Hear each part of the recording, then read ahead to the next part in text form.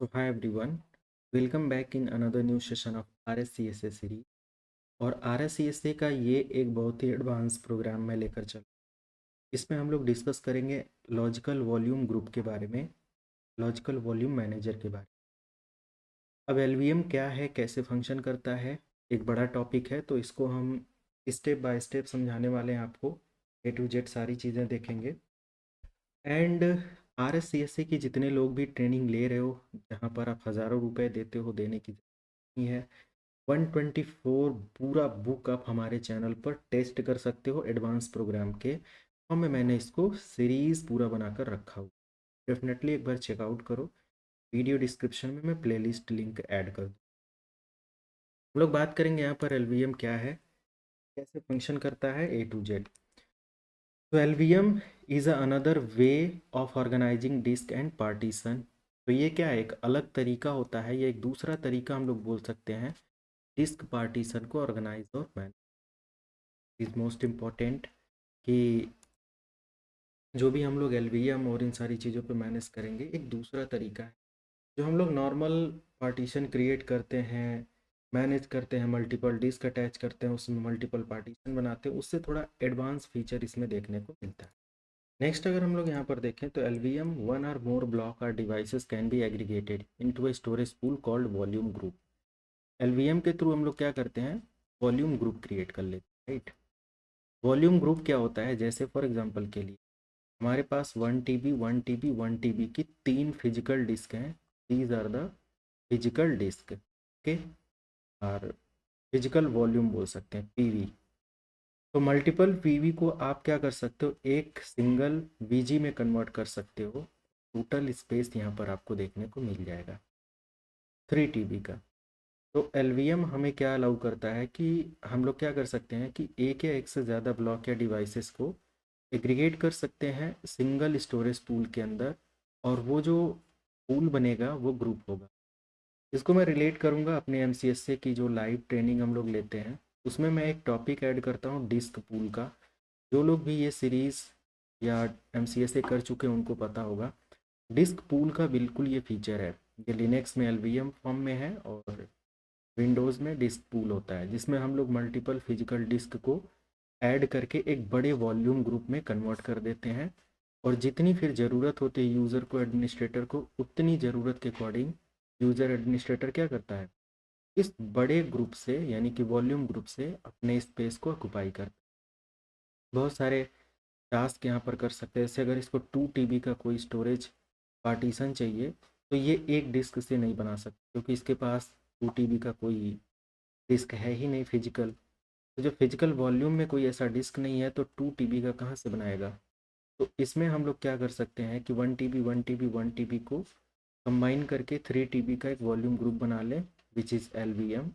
और फिर यहाँ से हम लोग 3 TB से 2 TB का पार्टीशन क्रिएट कर सकते हैं। इतना ही फीचर बेनिफिट नहीं मिलता, इससे भी बहुत एडवांस फीचर इसमें देखने को मिलता है। अब 3 TB से हम लोग स्लैश रूट के लिए बना सकते हैं, स्लैश होम के लिए बना सकते हैं, स्लैश बूट के लिए बना सकते हैं। यानी कि अनदर कोई पार्टीशन मुझे क्रिएट करना है तो मैं कर सकता हूँ। तो ये बेनिफिट हमें इधर देखने को मिल जाता है। नेक्स्ट अगर हम लोग एलवीएम के कुछ अदर पार्ट के बारे में देखें, तो डायग्राम से आपको थोड़ा सा ईजी हो जाएगा आगे का पार्ट समझने में। मान लिया कि हमारे पास फिजिकल वॉल्यूम या फिजिकल वॉल्यूम 1 है, ये फिजिकल वॉल्यूम 2 है, ये P3 है, ये 100 GB है, प्लस 100 GB है, प्लस 100 GB। बट इस डिस्क के अंदर आप देखेंगे तो एक हमारा बूट नाम से एक पार्टीशन बन चुका है, जो कि 100 MB का है। तो जब हम इन 3 डिस्क का एक वॉल्यूम ग्रुप क्रिएट करेंगे तो 100 GB इंटू 3 होगा, 100 GB इंटू 3 होगा, बट माइनस हो जाएगा हमारा ये वाला पार्ट, राइट, क्योंकि ये हमारा पार्टीशन बन चुका है। ओके, तो ये प्रोसेस हमें यहाँ पर देखने को मिलता है। नेक्स्ट अगर हम लोग यहाँ पर एक और इसमें देखें, लाइक 100 MB जो भी है, तो 100 GB 100 GB 100 GB और 100 MB का, ये आई थिंक सेम इमेज हो गया है, नो प्रॉब्लम। तो ये चीज़ हो जाती है।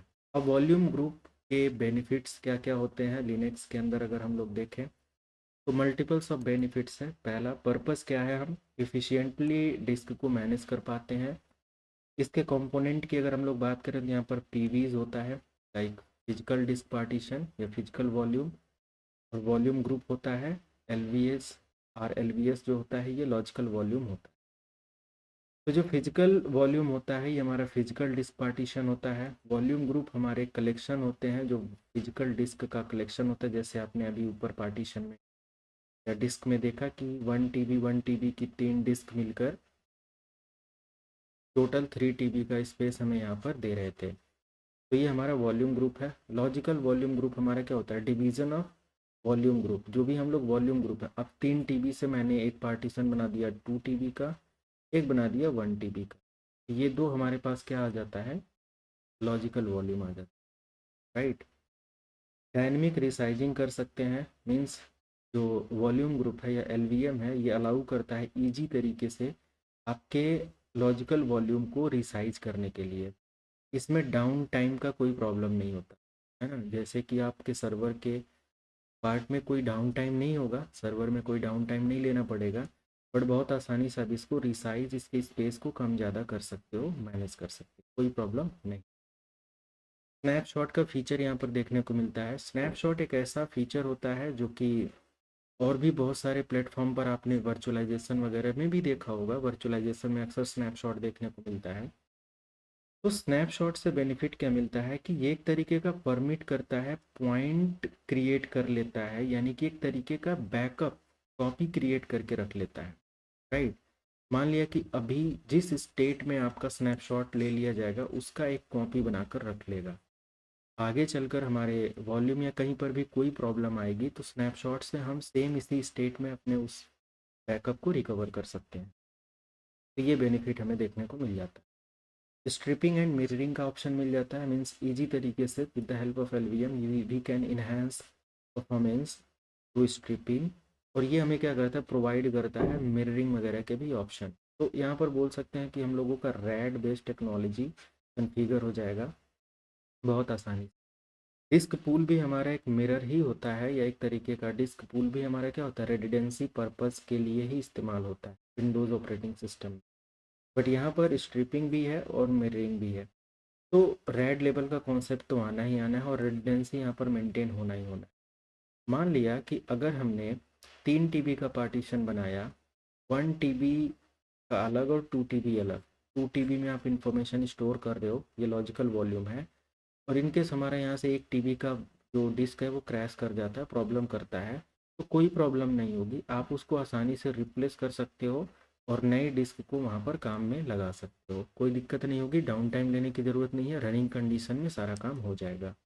दूसरी चीज़ कि अगर हमारा वो 1 TB का हार्ड डिस्क ख़राब हो जाता है तो क्या हमारे किसी स्टोरेज को लेकर कोई प्रॉब्लम होगी, तो कोई प्रॉब्लम नहीं है, एज इट इज़ हमारा काम चलता रहे। बट यहाँ पर थोड़ा सा प्रिकॉशन देखा जाता है, लैब के सिनेरियो में हम लोग उसको देखेंगे कि साइज लिमिट को लेकर भी हमें केयरफुल होना होता है, राइट। फ्लेक्सिबल एलोकेशन यहाँ पर मिल जाता है।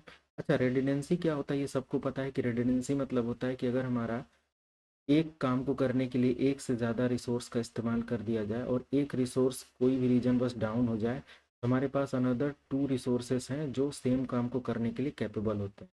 इसमें हमें जो सर्विस एक्सेस कर रहा है उसको कोई प्रॉब्लम देखने को नहीं मिलती और बहुत आसानी से हम अपने जो बेकार कंपोनेंट्स या रिसोर्सेस या ख़राब हो जाते हैं या प्रॉब्लम क्रिएट कर रहे होते हैं उनको हम रिप्लेस कर सकते हैं, राइट। ये सारी चीज़ें यहाँ पर आती हैं। अगर फ्लेक्सिबिलिटी का देखें तो फ्लेक्सिबल ऑपरेशन हमें यहाँ पर देखने को मिलता है। स्टोरेज एलोकेशन इज एडॉप्टेबल, बहुत आसानी से अडॉप्टेबल होता है एज़ पर रिक्वायरमेंट। तो हम इसके वॉल्यूम को बढ़ा भी सकते हैं, घटा भी सकते हैं, डिस्क भी अटैच कर सकते हैं, डिस्क रिमूव कर सकते हैं। अगर वॉल्यूम ग्रुप से किसी भी डिस्क को, फिजिकल डिस्क को हटाना है तो हटा सकते हो आप। तो ये सभी चीज़ आप यहाँ पर कर सकते हो, राइट। ऑनलाइन मेंटेनेंस यहाँ पर हमें देखने को मिल जाता है। ऑनलाइन मेंटेनेंस क्या होता है कि अगर हमारा सिस्टम मीन्स रनिंग और ऐसे स्टेट में है तो हम देयर इज़ नो प्रॉब्लम, हम रनिंग कंडीशन में ही रीसाइज करना, मूव करना, रिप्लेस करना, है ना, सब कुछ कर सकते हैं विदाउट सिस्टम डाउन टाइम और without server down time. File system यहाँ पर हमें बेटर तरीके से मैनेज करने को मिल जाता है and we can manage multiple types of file system. तो बहुत सारे different different types of file system हम लोग इधर क्या कर सकते हैं, मैनेज कर सकते हैं। तो नेक्स्ट हमारे पास आ जाता है एक्सटेंड एंड रिड्यूस। तो ये भी एक बेस्ट फीचर है। अगर हमें अपने स्पेस को एक्सटेंड करना है, बढ़ाना है, बढ़ा सकते हैं, कम करना है, कम कर सकते हैं। तो logical volume can be extended, आसानी से हम इसको बढ़ा सकते हैं और कम भी कर सकते हैं जैसा हमें ज़रूरत होती है, जैसे रिक्वायरमेंट होती है। डेटा माइग्रेशन की बात करें तो ये फैसिलिटेट करता है कि जो भी हमारे डेटा माइग्रेशन प्रोसेस हैं बिटवीन डिस्क बहुत आसानी से माइग्रेट कर सकते हैं, राइट। मीन्स अगर हमारे एक डिस्क में डेटा है और वो दूसरे डिस्क क्रिएट करना है तो कर सकते हैं। स्नैपशॉट बैकअप भी हमें यहाँ पर मिल जाता है, क्योंकि स्नैपशॉट बैकअप से हमें बेनिफिट मिलता है कि हम एक ऐसा फंक्शन इनेबल करके रखे हुए हैं और हमारे सिस्टम या स्टोरेज में कोई इशू आता है तो हम उसको दोबारा रिवर्ट कर सकते हैं ना। तो efficient for creating backup using snapshot functionality. तो एक बेटर ऑप्शन है स्नैपशॉट बैकअप, राइट। हम लोग करेंगे भी, प्रैक्टिकल करेंगे, इसका सब कुछ मैनेज करेंगे। परफॉर्मेंस ऑप्टिमाइजेशन हो जाता है, जहाँ पर एक डिस्क के अंदर आप डेटा स्टोर कर रहे थे वहाँ आप मल्टीपल डिस्क को काम में लगा दिए हो और वो सारी डिस्क मिलकर डेटा को स्टोर करेंगे आगे चल के, राइट। तो लॉजिकल वॉल्यूम मैनेजर से हमें ये बेनिफिट देखने को मिलता है। फॉल्ट टॉलरेंस हमें यहाँ पर बेटर तरीके से मिल जाता है। फॉल्ट टॉलरेंस एक ऐसा सिस्टम है जिसमें एरर को एक तरीके का, या जो जो तरीके, सिंपल हम लोग बोल सकते हैं कि एक में अगर कोई प्रॉब्लम आएगी तो दूसरा उसकी जगह मेंटेन करेगा उस सिस्टम को काम करने के लिए, राइट। तो फॉल्ट टॉलरेंस हमारा इम्प्लीमेंट करता है मिररिंग ऑफ डेटा रेडिडेंसी, है ना। और इससे फॉल्ट टॉलरेंस हमारा अवॉइड होता है। फॉल्ट होने पर मान लिया कि हमारे पास दो डिस्क है, इसको समझो अच्छे से। अब D1 और D2 है, इन दोनों का एक मिरर आपने बना रखा है और मिरर M1 है, ठीक है। अब मान लिया कि आप जो भी M1 वॉल्यूम में डेटा रखोगे, राइट, तो M1 वॉल्यूम में डेटा रखेंगे तो वो डेटा आपके दोनों डिस्क का पार्ट होगा। डेटा इसमें भी होगा, डेटा इसमें भी होगा। अगर फॉल्ट टॉलरेंस होता है, मीन्स अगर एक डिस्क में कोई प्रॉब्लम आता है और ये डाउन हो जाता है, तो देर इज़ नो प्रॉब्लम, आप दूसरे डिस्क से अपने डेटा को क्या कर सकते हो, यूज कर सकते हो। ये भी रिडंडेंसी यहाँ पर मेंटेन होता है। वॉल्यूम मैनेजमेंट कमांड के लिए हम लोग L V create, L V extend, L V reduce, ये सब कमांड इस्तेमाल करते हैं। और हम लोग यहाँ पर पी वी डिस्प्ले और भी बहुत सारी चीज़ें यूज़ करते हैं। L V display logical volume display के लिए, P V display physical volume display के लिए, एल वी स्कैन के लिए होता है, लॉजिकल वॉल्यूम स्कैन के लिए। तो ये सब स्टेटस चेक करने की कमांड्स हैं और ये क्रिएट करने की कमांड्स हैं, मैनेज करने की कमांड्स। कंपैटिबिलिटी की बात करें तो लगभग में जो हमारा ये है, ये मल्टीपल लिनक्स फ्लेवर के साथ वर्क करता है। थ्रेड की कॉन्फ़िगरेशन आसानी से हम कर सकते हैं। यहाँ पर हम लोग बहुत आसानी से अपने लॉजिकल वॉल्यूम को मैनेज कर सकते हैं। स्नैपशॉट को रोल बैक कर सकते हैं। स्नैपशॉट से रोल बैक का फीचर इजी तरीके से हमें मिल जाता है। मीन्स डिस्क या हमारे सिस्टम में कोई भी प्रॉब्लम होने पर हम उसको एक पर्टिकुलर लोकेशन पर रिवर्ट करके काम कर सकते हैं। तो फ्लेक्सिबल बैकअप हमें यहाँ पर देखने को मिल जाता है। तो एल से हमें काफ़ी बेनिफिट मिलता है। एल एक तरीके का एक ऐसा प्रोसेस इनेबल करके रखता है जिसमें हम मल्टीपल डिस्क पर एक ग्रुप में बनाकर काम कर पाते हैं। एनी डिस्क के साथ अगर कोई इशू होता है तो हमारे पास उसके बैकअप के लिए, रिडंडेंसी के लिए, फॉल्ट के लिए हमारे पास दूसरी डिस्क वर्किंग में ऑलरेडी अवेलेबल होती है। अब यहाँ पर अगर हम लोग कॉन्सेप्ट बात करें, एल वी पी वी और वी जी के बारे में हम लोग देख चुके हैं। Advantage of L V M के बारे में मैंने डिस्कस कर ही लिया। अब हम लोग इसको कैसे कॉन्फ़िगर करना है और ये सारी चीज़ें देखें तो पहले कुछ स्टेटस में चेक करना बता दें। लाइक अगर मैं यहाँ पर लिखता हूँ एफ डिस्क, अपने लिनक्स की मशीन पर -L, तो जितने भी हमारे पास स्टोरेज हैं डिस्क के लिए वो सब यहाँ पर डिस्प्ले हो जाएंगे। ये आपको पता होना चाहिए। जैसे कि अगर मैंने यहाँ पर लिखा like F disk slash L से, तो हमारे पास एक 40 GB का डिस्क यहाँ पर है NVMe 0N1, और एक डिवाइसेस यहाँ पर इस डिस्क के अंदर पार्टीशन जो इन्फॉर्मेशन के लिए NP1 NP2 है ना।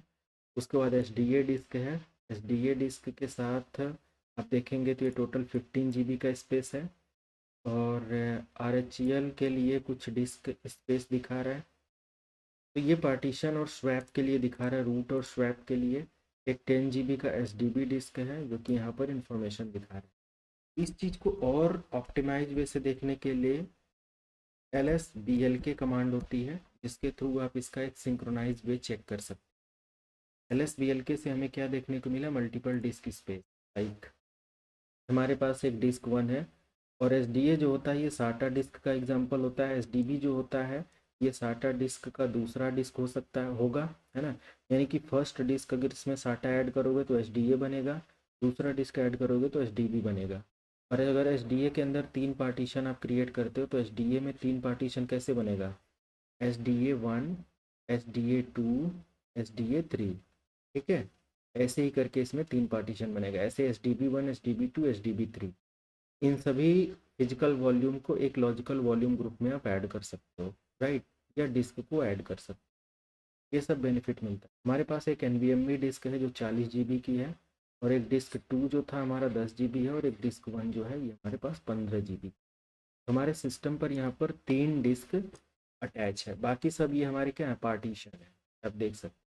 और ये डिस्क एक्सेस कहाँ से हो रही है, इसका माउंट पॉइंट यहाँ पर हमने लास्ट वीडियो में सबको समझा, ये बताने की ज़रूरत नहीं है। इसका UUID, माउंट पॉइंट, ये सब ऑलरेडी मैं कवर करा चुका। अगर मुझे अपने सिस्टम पर फिजिकल डिस्क वॉल्यूम के बारे में चेक करना है तो हम लोग चेक कर सकते हैं PV डिस्क। फिजिकल वॉल्यूम के बारे में जो भी इंफॉर्मेशन होगी वो दिखा देगा। तो फिजिकल वॉल्यूम में हमारे पास एक फिजिकल वॉल्यूम नेम क्या दिखा रहा है, डेव, यानी कि DEV/NVMe0N1P, ये हमारा फिजिकल वॉल्यूम स्पेस है, और इसका साइज 39 GB का यहाँ पर दिखा रहा है। बाकी स्पेस डिटेल आप यहाँ कर सकते हैं। अगर मैं LV डिस्प्ले लिखता हूँ तो क्या लॉजिकल वॉल्यूम डिस्प्ले हमारा दिखाएगा।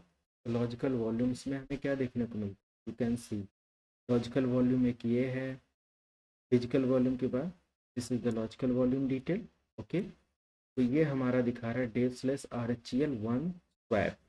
स्वैप हमारा क्या होता है कि एक वर्चुअल रैम होता है, वर्चुअल रैम का काम करता है ये, है ना, या सिस्टम मेमोरी का काम कर रहा होता है। तो ये हमारा क्या हो जाएगा, एक तरीके का LV पाथ हो जाएगा। LV नेम हमारा स्वैप करके दिखा रहा है। वॉल्यूम ग्रुप RHEL के अंदर होता है ये। लिनक्स के अंदर जब एग्जाम में आप बैठोगे प्रिपरेशन में तो ये चीज़ें पूछी जा सकती हैं, या ऑब्जेक्टिव क्वेश्चन, ये सारी चीज़ों में आप ध्यान रखेंगे इसको। Like volume group RHEL1 by default swap का क्या होता है, एक मेंबर होता है या वॉल्यूम ग्रुप होता है। इसका UUID यहाँ से निकाल सकते हैं। बाकी इन्फॉर्मेशन यहाँ पर आप देख सकते हो कि इसका साइज। इसके अलावा हमारे पास एक इसका पाथ दिखा रहा है /रूट का, रूट की फाइल के लिए, जो कि सबसे हाईएस्ट फाइल सिस्टम होगा, फाइल साइज होगा 36 GB का या 37 GB का। तो जब हम एक पार्टीशन क्रिएट करते हैं, जब अपने सिस्टम को फॉर्मेट करते हैं, तो उस कंडीशन में हमें ये पार्टीशन देखने को मिलता है। क्या क्या, एक तरीके का /बूट जिसमें बूट फाइल होती है, स्लैश, और एक स्वैप करके होता है। तो स्वैप हमारा सिस्टम मेमोरी हो गया, स्लैश हमारा रूट डायरेक्टरी हो जाता है यहाँ पर, रूट डायरेक्टरी।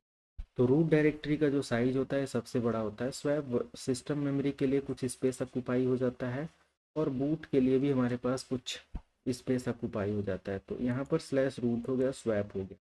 रूट डेटा यहाँ से आप नहीं देख पा रहे, राइट, ये सारी।